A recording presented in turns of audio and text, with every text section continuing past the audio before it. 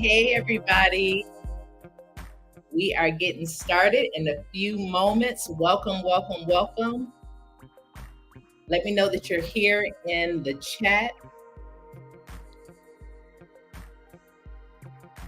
Welcome to our panel discussion tonight, where we are exploring, good evening, exploring the intersectionality of identity, sexuality, and religion. I'm excited about our time tonight. Just a few more minutes and we're going to jump on in.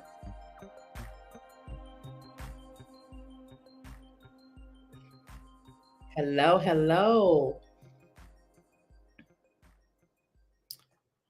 All right. Did y'all enjoy that music? Was that music okay? Yes. All right. Hello, Melanie. Hello, Miss Pat. Welcome. We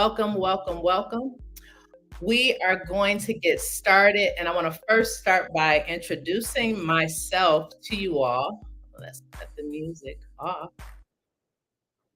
All right, there we go. I want to first introduce myself to you all. I am Jesaira, Lady Jesaira Glover Doolin, and I am a licensed mental health therapist and the founder of Create Your Own Oasis outside of Atlanta, where I provide therapeutic services as well as coaching for primarily women of color. And I'm so excited to be here. And I'm going to bring in my special guest with me. And we're going to get this started. Hey, y'all. Hello. Y'all excited to be here? Very excited.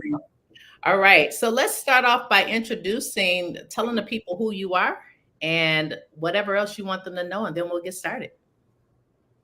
All right. My name is Lashaunta Hogan. I am the owner of Working Within LLC, a counseling, coaching, and consulting business. I am also a retired Army First Sergeant. I did 20 years in the Army.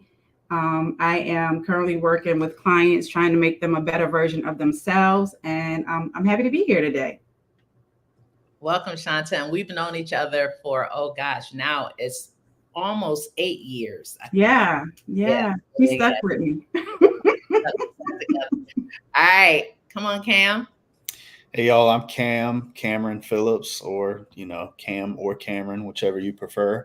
I am the owner of Growing Edge Solutions. So right now, I'm actually a pre-licensed therapist. So I've completed everything. I'm just waiting for the state to push me through. But I also work alongside Jesaira and Lashaunta, supporting clients in the therapeutic space, and excited to be here to talk about intersectionality tonight. Awesome, awesome. One of the things I did not say, and Cam and I, we've been knowing each other. Well, I've been knowing him from a distance for about 3 years, 3.5 years. But we've gotten to know each other, I think, a little more in the last year and a half or so. So I'm excited about y'all being here and us diving into this conversation. I am very certain that this conversation will have multiple parts to it. So I just want to kind of lay some ground rules before we get started. Uh, the three of us here tonight, we are here supporting and offering an opportunity to have a much needed conversation in the role or as the role of therapists, not necessarily anything associated with any religious affiliation. We're here discussing what we believe to be true about intersectionality as we've seen it, as we've helped people to navigate through it in the therapeutic space. So that's the lens we're coming with on tonight, or speaking through on tonight. So having said that, all of my religious people and friends who may know me in a different capacity, it's okay. Breathe a little bit. We're going to have a much needed conversation. And if you have questions, I just ask that you would be mindful that we also endeavor to be respectful, professional, and ultimately we just want to hear each other and we want to cultivate a conversation. So what's the goal here? Once again, it's to cultivate a conversation around intersectionality, because our identity is multi-layered. So intersectionality is actually a framework by which we can view our identity. So we're going to get started. I'm going to actually pull up a slide so you all can see it, see the definition, and you all can screenshot it if you like. Okay. Let me know if y'all can see that. Can you see it? Yes. Okay, awesome. So I'm gonna give a textbook definition of intersectionality, so then we can dive in and really start having the conversation. So intersectionality is a framework for understanding how various aspects of a person's social and political identities, such as gender, race, class, sexuality, religion, and ability, intersect and interact with each other to create unique experiences of both privilege and oppression. Now, this term itself was coined by Kimberly Crenshaw, who is a researcher.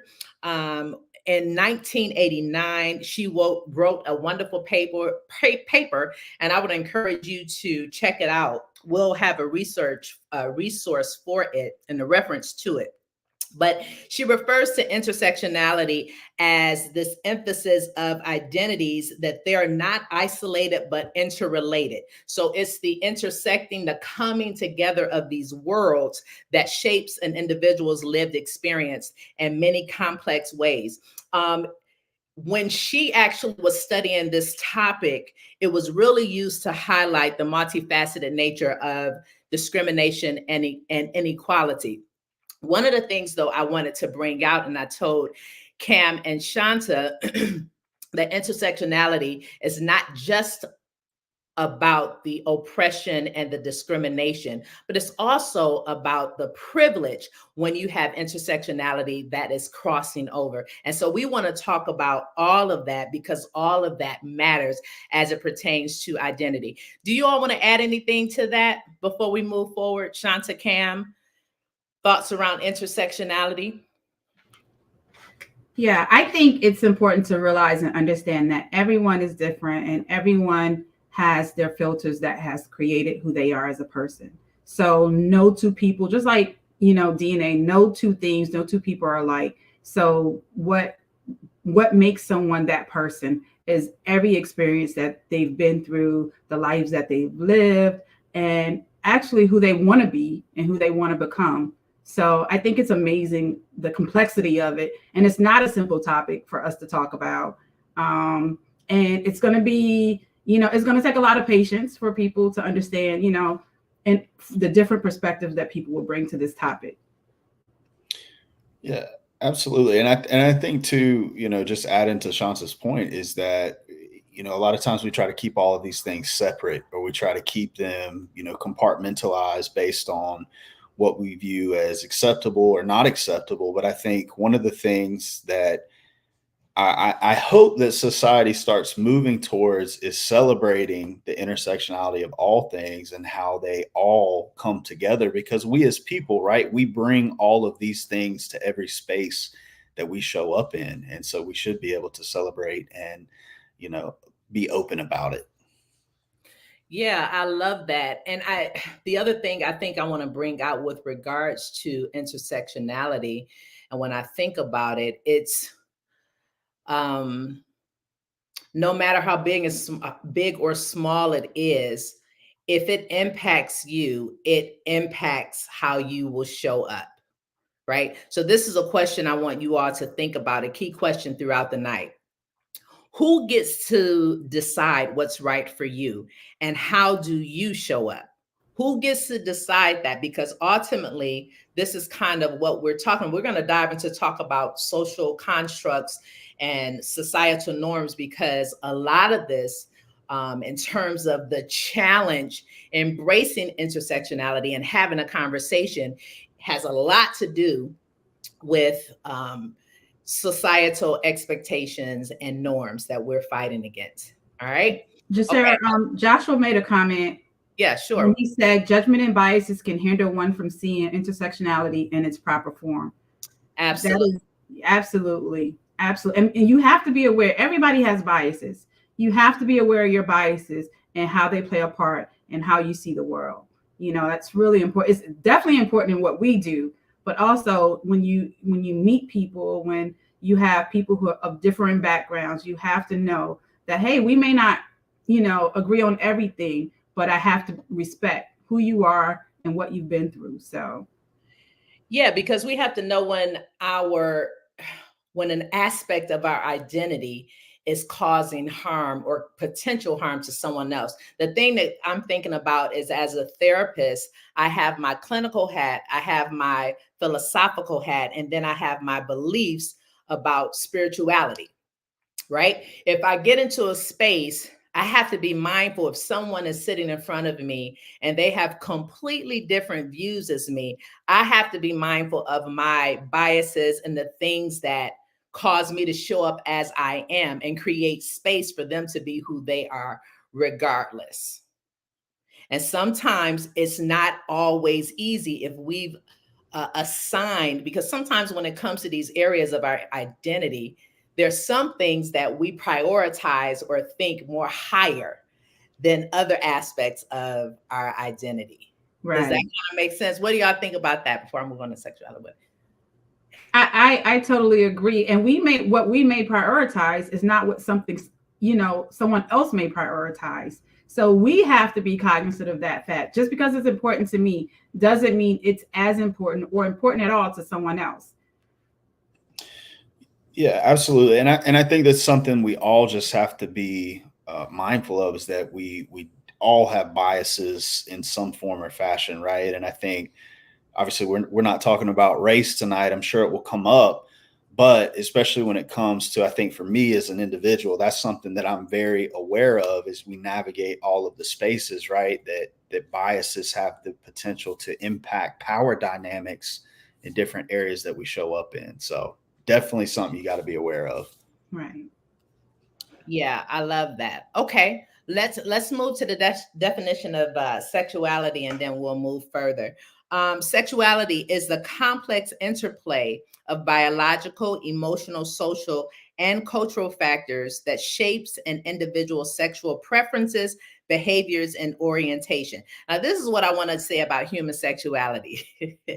This is first a huge one, and it's one that's often driven by culture, by media, by music, it is definitely it shapes our values and our beliefs about sexuality, what is appropriate and what isn't oftentimes. And what I would like to offer for the sake of this conversation, when we think about sexuality, I want us to think about sexuality from a perspective of variation and diversity, preference.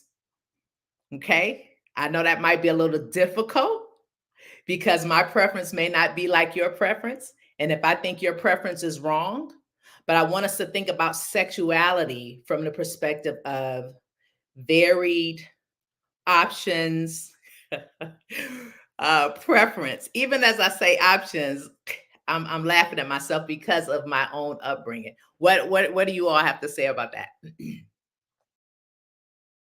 Yeah, I think when it comes to like sex, when it comes to any of these things, but we're talking about sexuality, right? Like it's extremely complex because we're talking about human individuals, right? I think a lot of times when it comes to our culture, society, we want to make everything black and white. Well, most of life is gray. I say that all of the time. And you can't strip any of these areas that we're talking about out of that. I think you have to recognize it's very personal, and it's very gray just based on the individual.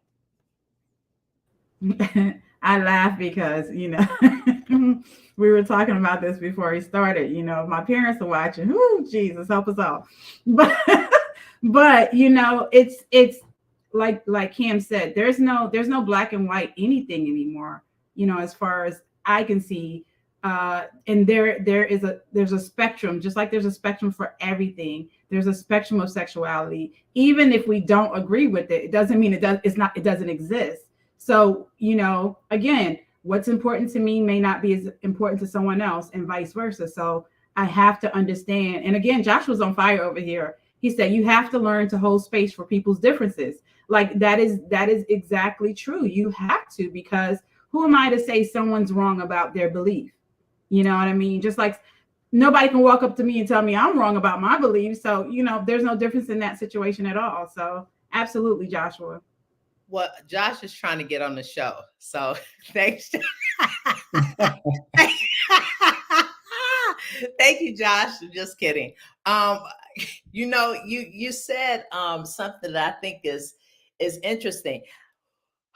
If you are, so I come from a Christian background. And if y'all haven't liked and shared this, please like and share and tell other people to jump on and join us tonight. I was essentially taught that my way, in terms of my spiritual beliefs, was the only way.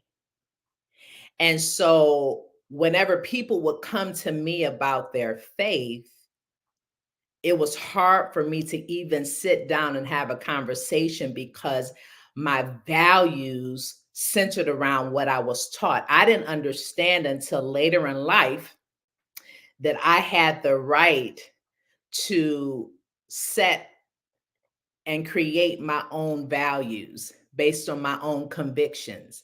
I wasn't aware of that early on, right? And I think a lot of times when it comes to people, many people, not all, many people, particularly in the Christian faith, where that's a struggle. I'm not going to have a conversation with someone who's a Muslim or someone who believes that outside of Jesus because they're going to hell. Absolutely. That's what we were taught. There's one way. There's one way. Right. And I think, just speaking from my own experience, it wasn't until I sort of began to question a lot of what I was taught, even a lot of what I personally believed, right? And in that, being able to form relationships with people that were outside of what was my normal experience, to where I was like, hold on a second. A lot of this doesn't fit what I thought or it wasn't until I experienced it that I was able to change my thought. Right. I always say that tradition is tradition because no one's ever questioned it.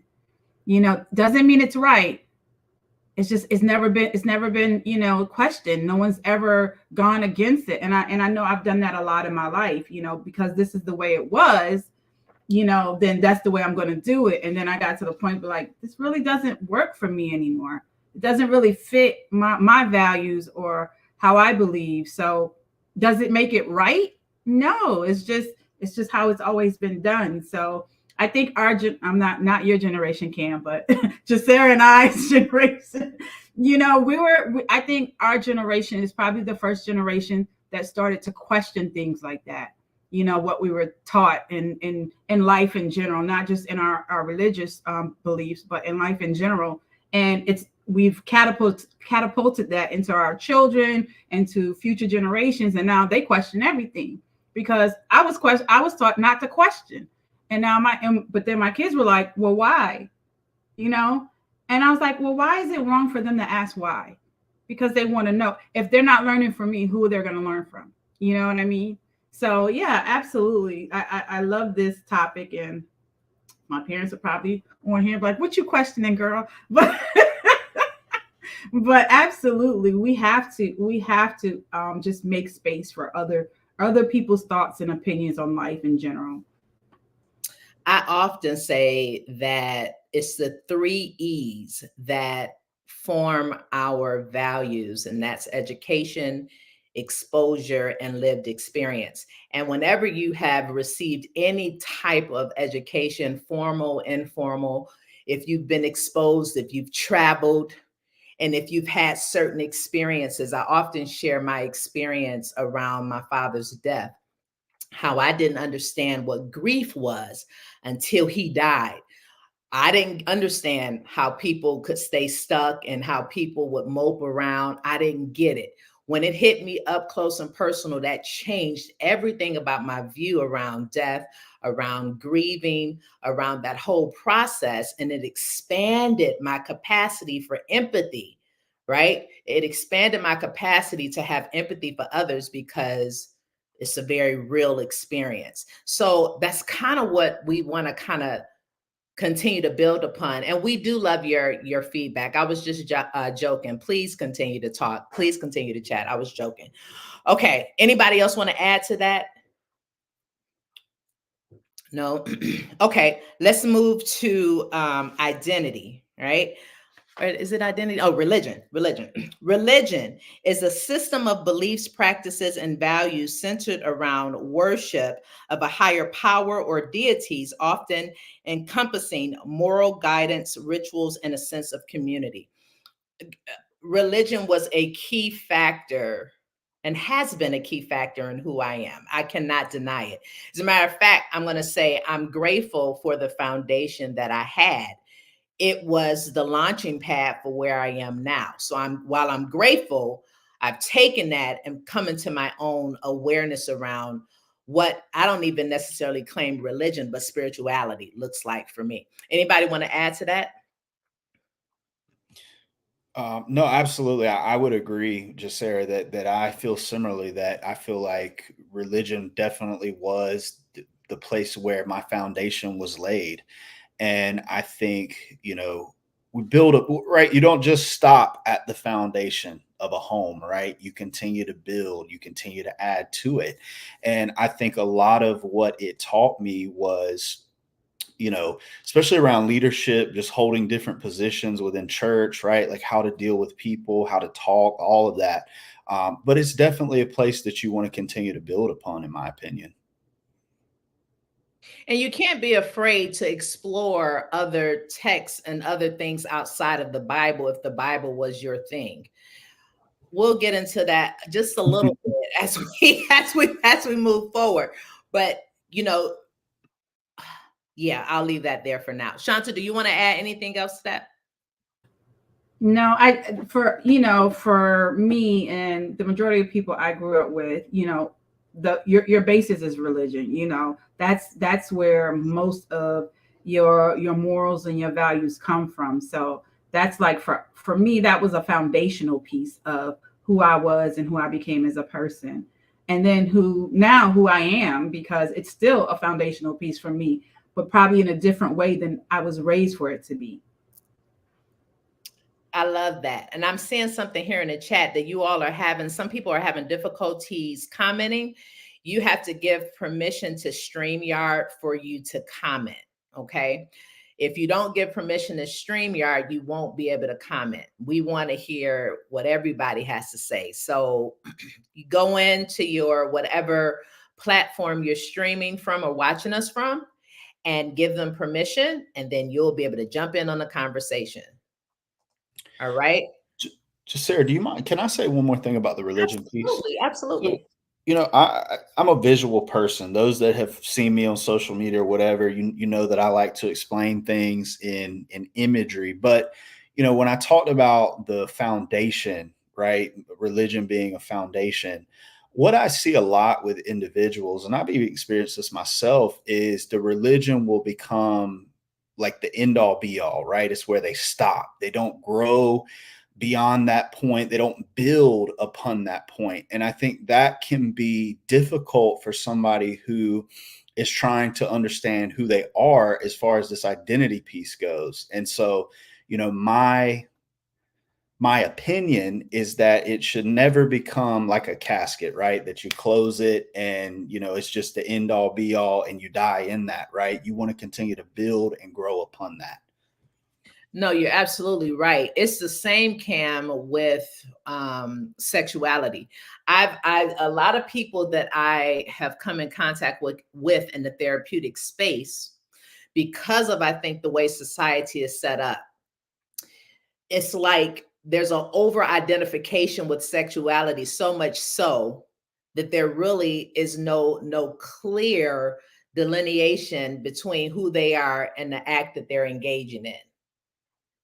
And so I see that with the sexuality piece, and I definitely see that with religion.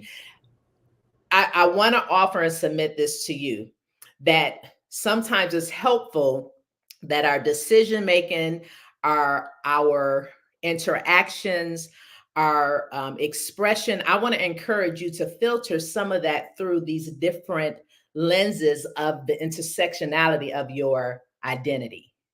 Does that make sense? So pull on some of the other aspects more than your religion.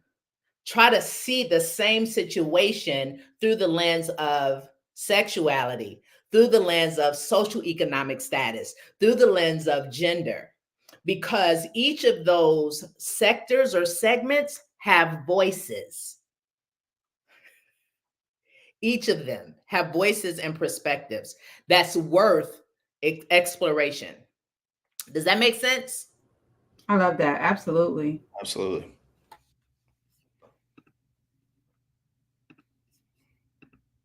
Tell me what y'all seeing. Okay, I'm only streaming on Facebook. It should be on YouTube. It says here that I'm on YouTube as well. So if you all look under Create Your Own Oasis, it shows me here that I'm on YouTube as well. It looks like IG is the only one where I'm having problems connecting. Okay. Y'all let me know. Okay. All right, cool. All right. So a few more definitions, and then we're going to get into more questions and kind of just diving and having a conversation. Identity is the unique combination of characteristics, beliefs, values, and experiences that define an individual's sense of self and distinguish them from others. So it's the biopsychosocial element of who we are. It's all of those things together that helps to clarify our identity. One of the things that I often find that's a challenge for many people is when it comes to the self-concept, there's a struggle between who they believe they should be, who they are, and who they desire to be. And often this finds itself in intersectionality too, and the expectations that's been attached to this. That's something I want us to keep in mind. Anything y'all want to add to identity? I think identity is so complex. Just like we were talking about everything else, there's so many facets to your identity, and religion falls into it, sexuality falls into it. socioeconomic status, your morals, your values. I mean, there could be things that have nothing to do with your identity that is like pivotal in someone else's identity. You know what I mean? So this is, I think, this is all encompassing and the most complex portion of trying to understand intersectionality and the differences, because it's infinite, you know, when it comes to that. So just being aware and having that space, like Joshua said, is so pivotal and so important, and making sure that we have that level of respect that everyone deserves. I I love that, Lashanta, and I think too, even to that point, that I think just being open to the idea that your identity can change over time, right? That who you are, right? I think we can all agree that who you were at 20 years old is not who you are at this day and Thank age. Right? goodness. We were all just sharing stories about our younger selves, right, backstage before we got on here, and thank God, right, for growth. Thank God for maturity, evolution, whatever you want to call it. And I think that that's an important piece to note here, that your identity can change over time. What you believe, what you feel, what you like, what you dislike, all of that can change over the course of the lifespan. And you know what? It's supposed to change. If it stays the same, there is we got to check what's There's happening. something with that, right? Right. It's called progress. Yes, Yeah. yeah, there's no way that your identity, because yeah, there has to be a shift somewhere in how you're showing up. Even sometimes it could be for the quote unquote worst. Your lived experiences has an impact on who you are and how you show up, without a doubt. Okay. So let's be gracious with ourselves in that. The last definition here I want to kind of highlight is culture, because when I think of culture, this is key in social categories. This is key in understanding rituals. This is the collective set of customs, traditions, values, beliefs, language, arts, and social behaviors that characterize and unify a particular group or society. It's shaping its way of life and identity. You can, and I'll take this down for now. I have been a part of the church community, and I found in that community there was a different set of beliefs, customs, and ways of being that was separate from my educational community and culture. So it's very important not to think of culture in terms of race per se, right? But to think of it in terms of shared beliefs, shared understandings, things that you have in common in that way. Does that make sense? All right. Anybody want to add to that? Y'all ready to dive into? Yes, it has intersectionality as well. Culture. Yes, yes, yes. Yes, absolutely. Okay. All right. Y'all ready to dive into these questions? I'm just going to ask you all. Tell me about a time when you had to reconcile your identity and your sexuality with your religious beliefs. Oh, you going deep quick, huh? Well, we laid a foundation. I'm gonna answer, but we laid Well, a foundation. I'll start. Well, you know, just in what we do, and you know, the services we provide, you know, and we come across all walks of life. So being able to be accepting of individuals of different backgrounds and, you know, different sexual preferences and orientation is key and pivotal in what we do. And it's a bias for some people can't get beyond that bias. And so as a professional, we have to remove ourselves, you know, because you can't service someone that you have a bias that interferes with your job. You know what I mean? So as Interesting that you say that, because I don't think we should remove ourselves. I think if it interferes with you being able to do your job. So say for instance, we have a Christian therapist who is, you know, 100% against homosexuality. Then I think that's a time when they have to remove themselves because they're not able, and then they have to take a step back and actually do some training and do some searching and actually get guidance on that, because as a professional you have to be able to what's the word, you have to be able to deal with your biases, so I'm not saying that they can walk away from it, but if it's going to interfere with you helping a client, absolutely, I think a professional, a therapist, has to remove themselves. Okay, that's good. So how has sexuality and your identity conflicted with your religious beliefs? You skated away. Oh, okay. Well, I grew up where, homosexuality is wrong. That's just not something, in South Carolina. It's not something that's, and if it was like, that's the cousin sitting in the corner, nobody really talking to. I'm joking, Mom. I'm joking. But it's something that wasn't dealt with, and it's something that, you're taught from the Bible, that and their interpretation of the Bible, that's not of God. And so me doing what I do, and I had, like, if my mom was to log in, or my stepdad was to log into this, my dad was to log into, like, it would be a conversation. I'm probably going to have this conversation when I get off of this about, so what do you have to say about that? What does it say in the Bible about homosexuality? So me in that, like, I have to deal with what I was taught versus what I believe. You know what I mean? So absolutely, it plays a part in who I am as a person and how I was raised, to believe when it comes to that. Okay. But yeah, so fun times. Okay. All right, Cam. Yeah, I think for me, so I mean, I feel like I'm super basic. I'm like a straight white guy, right? Like I'm, like I guess considered like the majority. But I think for me, even with that, understanding that my preference, my, how I show up as far as like sexuality, gender, all that, right? Like I can't make that the standard for someone else. I can't say that is like how I am, right, is the right way and everything else is wrong.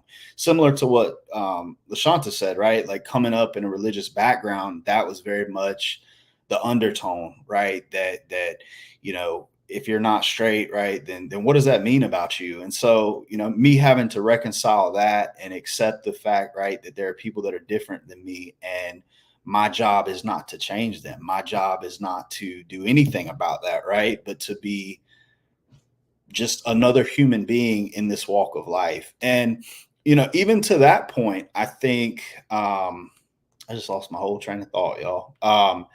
I think even to that point, like going back, and I hate to keep talking about this religious piece, but that is something I'm very passionate about. But I think, even with that, when it comes to the Bible, doing my own research around,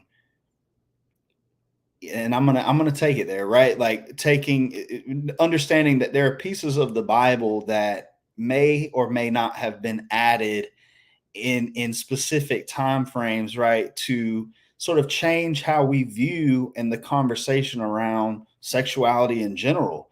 And I think that's something that we have to recognize. I also think too, and y'all got me going now, so forgive me, but thinking about what it means to be a man and how the Bible talks about sexuality when it really portrays marriage as like, you owning the woman and all of that stuff. So I think for me, it's more about reconciling that. I've never, had to, I think, go through what others have had to go through as far as their sexuality goes. But for me, it'd be reconciling that piece.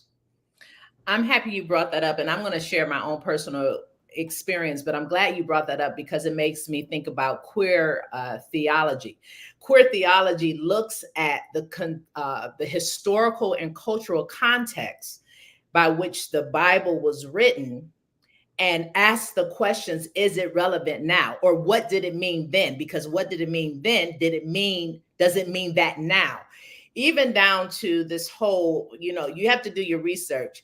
Homosexuality and the term itself being one that entered the Bible in 1946, right? There's a lot of historical context around this. And I think what's the basis of this is fear. If I go outside of what I know or what I've been taught, then I'm afraid that in the case of religion, that I might get in trouble with God, or it separates me from God, or it means that I am not honoring my parents and what was taught. So for me, an example that comes clear to mind, and I don't want to embarrass somebody because this is my story, but this is facts.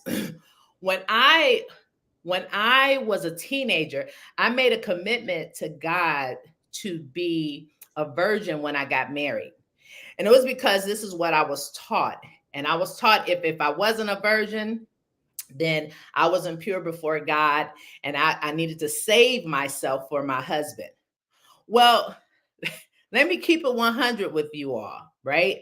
I started living, I started traveling, I started exploring and started understanding, and I started deepening my own relationship with God, and began to understand that my choice to have sex was not something that was going to cause him not to love me and not to accept me, right? So I had to reconcile that. And later on in life, I decided to have sex. And guess what? I found out that sex was one of the drivers for me to understand. This is, y'all don't judge. I don't care if y'all judge me or not. But one of the things that helped me to understand spirituality, right? Because we don't talk about sex from the perspective of spirituality either. It helped me to understand intimacy, my own self as a woman. It helped me to understand even the things that I desire. I know folks is probably like, Jesaira, I can't believe you. Yeah. I got to a point and I said, well, God, if I'm going to go to hell because of this, then so be it. But I'm here. Matthew 7, judge not lest ye be judged. Listen, I'm not judging anything. So my point is, I reconciled it because I realized those 3 E's, exposure, education, and lived experience, said to me that I could shift my values and what was important. And that no longer became something that was uber important in my relationship with God. I wasn't no hoe, right? I do that.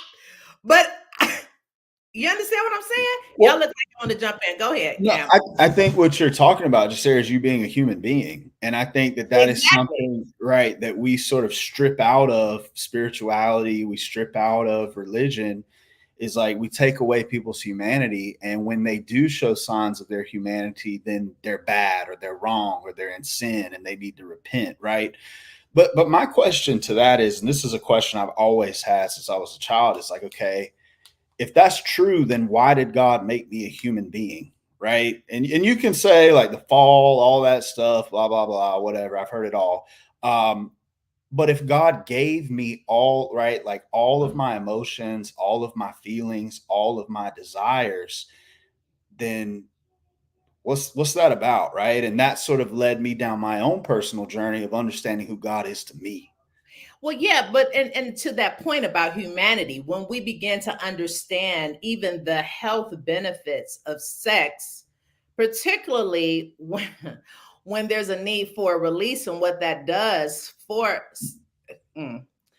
grouchy older women or men, what what need is being met. We don't talk about sex from even a mental health perspective and the health benefits.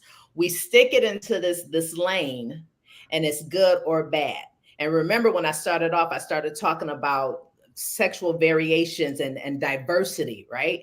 And a palette, a continuum of sexual desires and how that plays out in what your faith tells you, because there's even some positions that the Christian faith say you shouldn't engage in. But your bed is your bed. You do whatever you want to do. Ariane said, I hate that sexuality can cause rifts in people's relationship with God. It's not supposed to. Right. It really isn't supposed to, but it does. Go ahead. Right. And this is why so many people turn away from the church, because they equate the church to religion and God.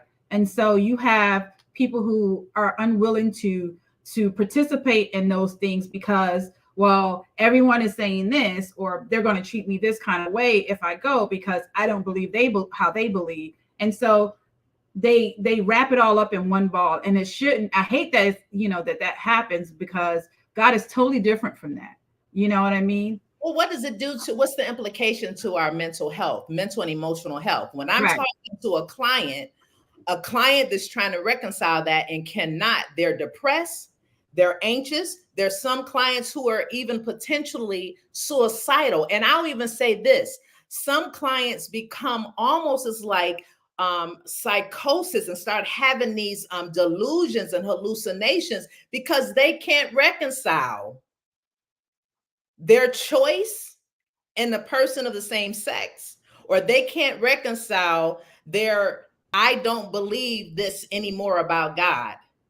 Or I even had this. I've had white clients that come into the space and say, I can't reconcile how I came up in this environment, and I don't want to believe like this, but this impacts how I believe and how I show up. Right. To that point there, like even talking to clients who grew up, right, like sex is bad, I can't have sex till I'm married, and then when they get married they can't have sex because they viewed it as bad for so long. Yeah, It's so damaging, because then what happens is the guilt that comes with I should be able to perform. I should be able to, if I can't perform, then that's an indication of me not loving my partner and me not being able to support my partner. Imagine, right. Imagine being a young girl in high school who is, identifying as lesbian and devout to their church and, Christianity. And they change churches and they're not being accepted, or they haven't told anyone, but what's being preached is against what they are, but they love God. So what do you do with that? You know what I mean? And it's happened before. I've had that situation, and I'm like, how do you reconcile? What do you tell that young girl who loves participating in church events and um loves going to church, and just serving God in that way, and you're standing there, you're sitting there, and in the pulpit someone is being told you're being told that you're a bad person, what you're doing is wrong, and what that's hard. Well, one of the ways that I've taught my clients to kind of reconcile that is this notion that sexuality and your decision to have sex really isn't a moral decision. It's not about morality. And I lean more into the humanity and what are your needs, right?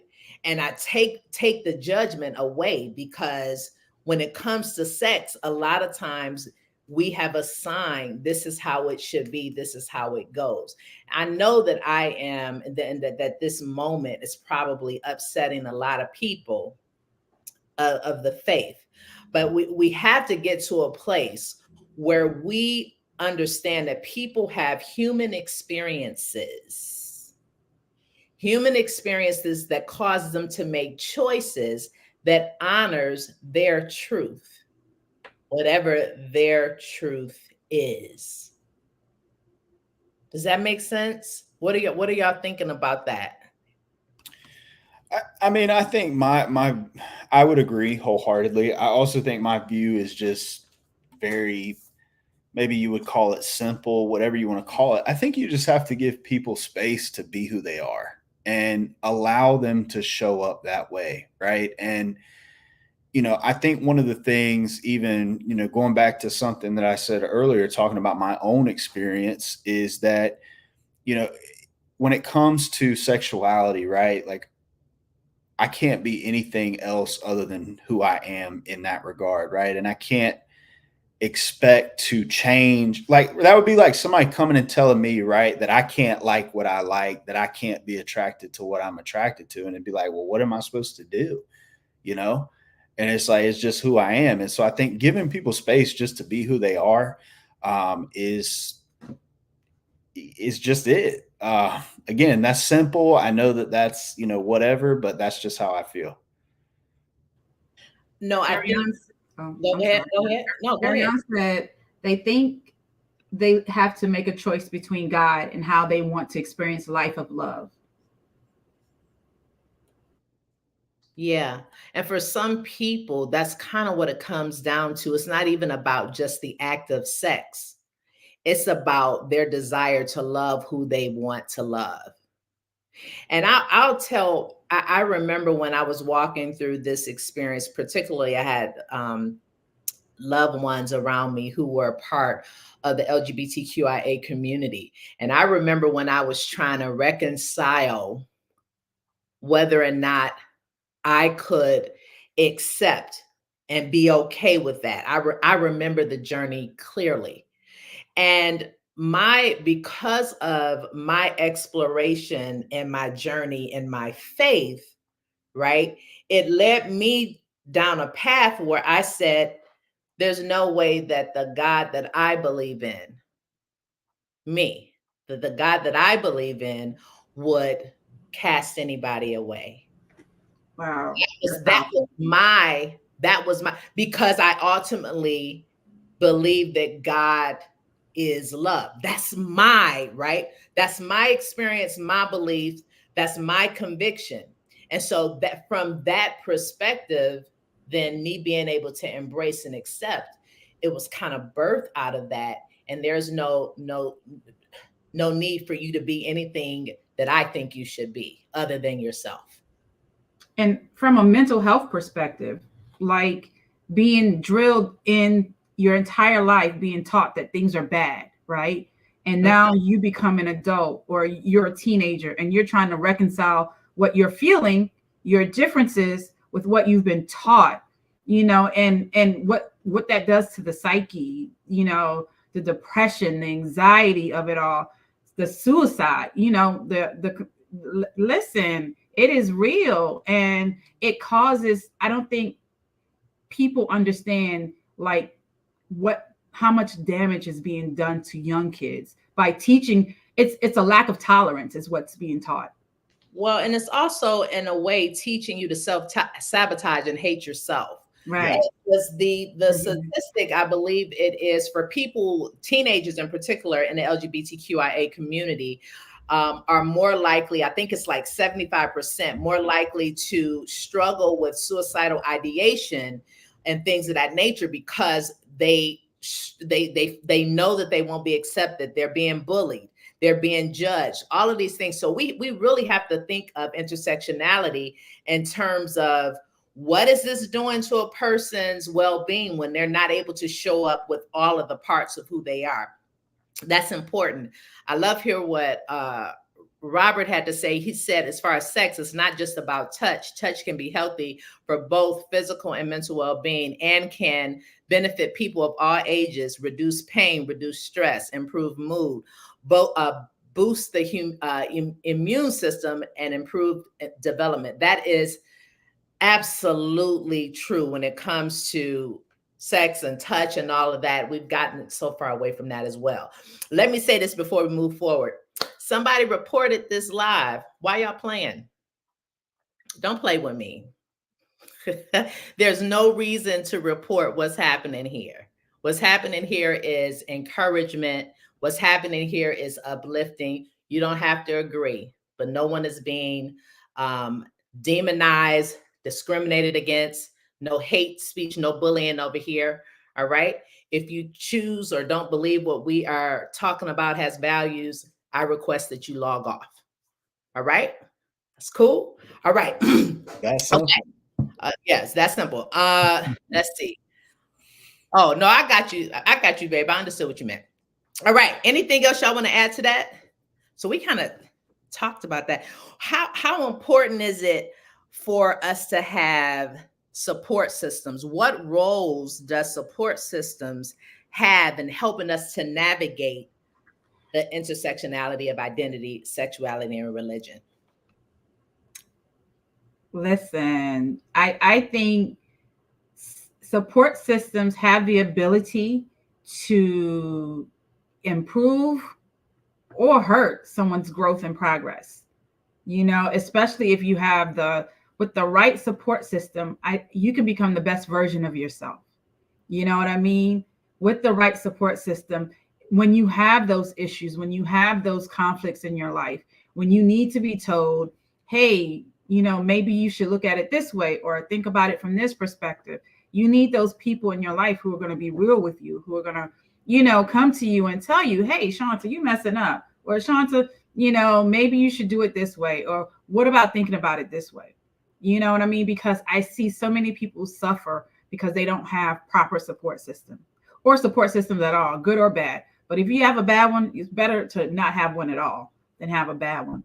You know what I mean? So, Say on. and yeah, to all my support people out there, I love you guys. I can't do this without you, to include y'all too. Listen, my life has been blessed because I've had the important key people in my life to help me grow and be the best version of myself. So yeah, it's crucial.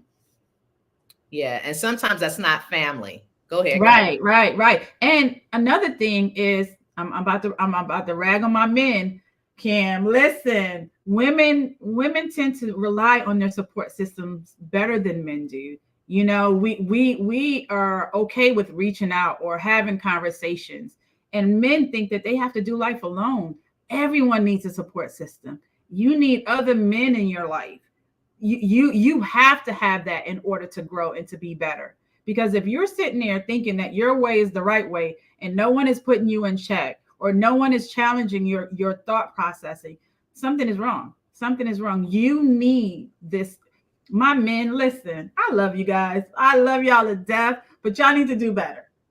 And for the men that are out there doing it, listen, big up to you. But the other ones, you guys, you need help. Need help. Absolutely. And I think to that point, Shanta, I was gonna be straight up, like, as a man, it is hard to find a support system. It is. And there's a couple reasons why, but one of the things that I've run into is when it comes to being vulnerable, right? Another man being vulnerable with another man. Our culture, right? We talked about sexuality, all this stuff, right? But this like masculinity piece comes into play. And that was something that I really had to work through, because even to this day, at times find myself like, if I'm going through something or whatever, I got a lot on my mind, I just isolate, right? Just tackle it, get through it, do what you need to do. But what I found is that when you have a support system, right, it may not change the situation, but you have people that have got your back. Like, look, bro, you got this. You can do it. I'm here, whatever you need, right? Like, you need that. And I think as men, that is a lot where our work lies, is to not just be so isolated in and of ourselves, but to also reach on, those around us that are there to support us. I can't say I get that right all the time, but it is absolutely something that I am very mindful of, that I'm working towards and am doing. And most of the time you'll find that there are people who have been through or maybe even going through what you're going through at that time that can help you through Absolutely. it. You know And what I mean?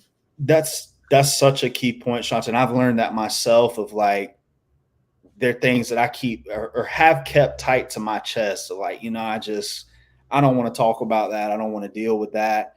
But then when it finally comes up and you've shared it with somebody, they're like, oh, the same thing happened to me. And you're like, what? It's like, men, that's a common thing you see. And I think if we can just learn to just talk, just be vulnerable with one another, you'll find that there's more people that have experienced what you've experienced than not.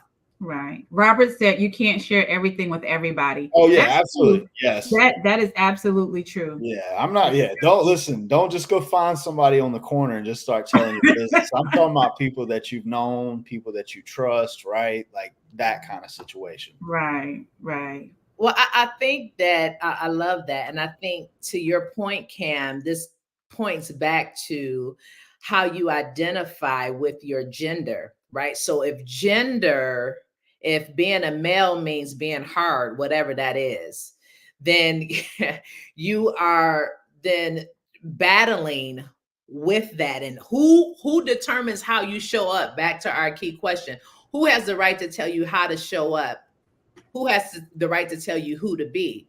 And I think because we rely so heavily, while culture and while society has a huge place, and even we talk about community, part of this sense of identity is individuality and being able to dance with that amongst those that can support you as well, and those that will give you the love that you need along the way as you're figuring it out, because I think we're all figuring it out. Right. Ariane said, if you don't bring it up, it'll come up in a different way. That and that way, and that different way may not be as good. And Robert said, use spiritual discernment. I think that is both of those comments, but understanding having that relationship with God and being able to discern the good from the bad, that's something that people have to work on, or whatever your belief system is, or however you move in, in that aspect. You have to be able to. I feel like my discernment, I've been able, God has blessed me with an amazing, I can feel people's energy, when it comes to the type of person they are. So you definitely have to work on that, and work on trust issues. Absolutely, Robert. And I'm going to add this too, for those who may not have the foundation that Shanta has. I want to encourage you to check the facts and watch people's patterns in your life Mm-hmm. as it pertains to those you are determining you can trust or not. Right? If you don't have discernment, then look at people's pattern and look at if, they come to you about somebody else's business, then they're likely to tell your business to somebody else. So pay attention to that, and don't be afraid to cipher through what you see and what you experience of that person. Okay? All right. Okay, anything else y'all want to add to that? Just a few more minutes. Is this good for y'all in the comment section? Let's hear some feedback from y'all. Has this been good? Is it helpful? I see here, it says here, a lot of men are raised to be on guard because of the way people talk about men's vulnerability. Absolutely. Yeah, and even to that point, I think, being a man, right? Like that's something I really had to contend with, of like, I'm a man, right? Like I don't need anybody, I don't need this, I don't need that. But that is an extremely lonely life. And I had to figure that out for myself, even, right, like being married, all that, right? Not letting people in can really create a level of loneliness. Even if you're in friendships, relationships, whatever, you're still not being you, right? Because you have this guard up. And so that's a whole other topic we could talk about another day. But yeah, that comment just made me think about that. Yeah, I love what Brianna says here. When you stop hating yourself for who you are and reconcile your issues with what you've been taught versus what you believe, you can get a lot closer to God. And it's absolutely yes, yes, yes, without a doubt. Without a doubt. Uh, Robert saying this is good. Okay, great. Okay, great. Just a few more things and then we're going to let you all go. What are your thoughts around how we view educating people about intersectionality? What can we do better as professionals? What can we do better as even just the collective to educate one another about this topic? I can go first unless Lashanta, you're about to go. No, go ahead. You're good. So I think it's just, Sarah, you asking like as far as like clinicians, providers, that from that standpoint. Yes, it can be clinicians, providers, and it also can be, because one other thing I want to bring up is religious leadership as well. Yeah, absolutely. No, I think as someone, right, in any one of those positions, in any place of power or leadership, I think you have to see and understand that all of these areas are connected. I think so many times we try to just speak to one element of somebody's life, right? Especially in the mental health field. Okay, we want to fix anxiety or fix depression, but we ignore, the person's sexuality, the culture they've come up in, their religious, right? Like we have to see that all of these elements are connected. And just, Sarah, just like you said, they all have voices and they all speak. and we can't ignore one without the other. And I think we do that in the church. We try to cast stuff out and, label this as, a demon or whatever. But no, it's like that's a part of who that individual is. And we have to be willing to work with that. That was great, Cam. I think, what Joshua said earlier was holding a space for differences. When you understanding you don't know everything about everything. And so what someone else is dealing with or bringing to the table may be different than what you have. And you can learn from it. Even if you are the leader, even if you are the teacher, there's always space for you to learn. So allowing those differences, not just be taught, but also being learned is important. And just keeping that space and making it not only a space, but a safe space, because if you hold that space and it's sitting in a space of judgment, there's nothing, no one's going to open up there. No one's going to be vulnerable there. And so we have to allow that. That's good. And I want to add to this. One of the things I did personally when I was talking about how I began to reconcile my beliefs around LGBTQIA and how I wanted to show up, I began to read books that I normally would not read and began to have conversations with people who did not look like me. And I began to ask questions not out of judgment, but out of curiosity. And so it's very important that you put yourself intentionally in places where you're not the smartest. You put yourself in situations where you are forced to learn, where you have to sit and be quiet, because there's something to learn from everybody. And that's so important. And so I believe education first starts with us individually, and then from a collective as clinicians, as leaders, as family members. It's very important that we educate ourselves. One of the things I did not say that I just kind of want to hit on before we get ready to get out of here is I think one of the challenges for a lot of people as it pertains to bringing all of these worlds together is the authorities in our lives, our parents, the leaders, our teachers, those whom we value their opinion.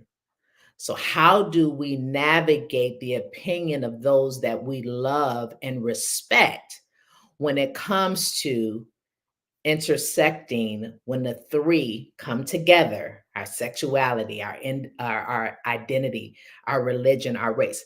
How do we reconcile that? I don't think it's an easy answer, but I do think that that is an undercurrent, unconscious force that drives a lot of how we show up, even when we don't want to. Anybody have thoughts about that? I stumped the therapist. Go ahead. No, no, I'm not even gonna. No, I thought that was great. Oh, you don't want to say nothing? I do, but it'll probably make us be here for another hour. I think we'll be here for another hour, but what you got to say? I'm curious. I think when it comes to, I think when it comes to leadership, when it comes to people in power, like I think there's too many people acting like they're an expert on somebody else's life, and we just gotta stop that. Like, yes, you might be trained in something. Yes, you might know this or know that, but you're in no stretch an expert of another individual's life, right? Like, Jesaira, could I be an expert on your life? No. Could you be an expert on mine? Right. So like, I think that's something that we just have to normalize, and that's okay. And I think even to Lashaunta's point of like, we all can learn from one another. And even if you're in a position of leadership, you can absolutely learn from those that are around you as well. And I think we have to do, because see, the other part of this intersectionality had to do with societal hierarchies. Yes. That's a huge piece in understanding intersectionality. And so we want to dismantle the hierarchies because the hierarchies keep people at a disadvantage. And it actually puts distance between the person who's here and the person whoever this is up there. And how do you think that what that does for a person's mental emotional well-being when it's like I don't feel like my voice will ever be heard because there's a power dynamic, even as it pertains to there's a race dynamic, right? The our white feeling like our white brothers and sisters may have the advantage. There is an advantage, right? But if we don't meet somewhere in the middle, right? Doing away with the hierarchy and being able to walk arm in arm. I don't even think that's something that in this country, even when I think of other cultures, particularly like collective um, uh, cultures, how you're taught to honor so much so that you abandon who you are. Intersectionality is embracing, is actually inviting you to embrace and not abandon any of it, Right. but to embrace it. Right. Do you know how much stronger we are because we are who we are?